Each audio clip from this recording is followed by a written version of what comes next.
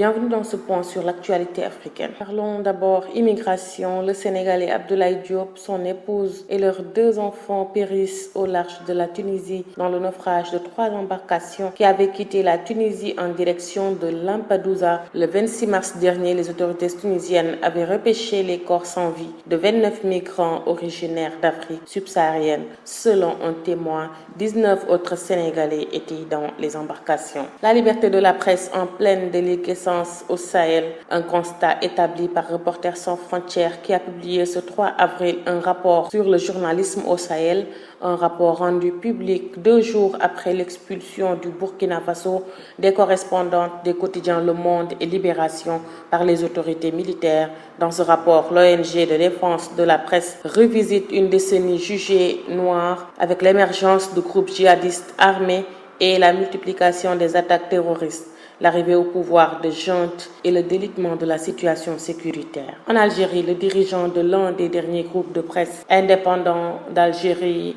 Ihsan El Kadi, a été condamné hier par le tribunal à 5 années de prison, dont 3 fermes, pour financement étranger de son entreprise. Le verdict a été rendu en présence de l'accusé à Alger.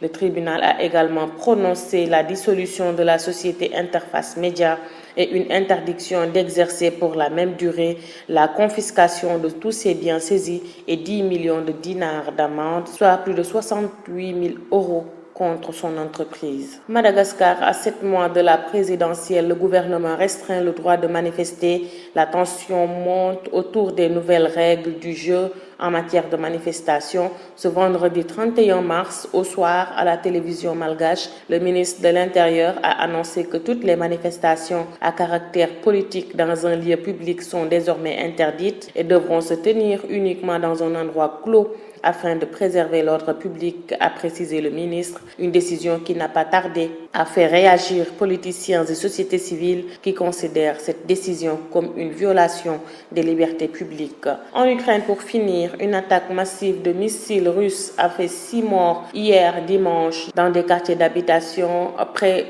de Bakhmut, dans l'est de l'Ukraine, dont le président Zelensky a salué la résistance face à plus grande force contre l'humanité de notre temps. C'était tout pour aujourd'hui. Merci d'avoir suivi. Rendez-vous demain dans d'autres actualités.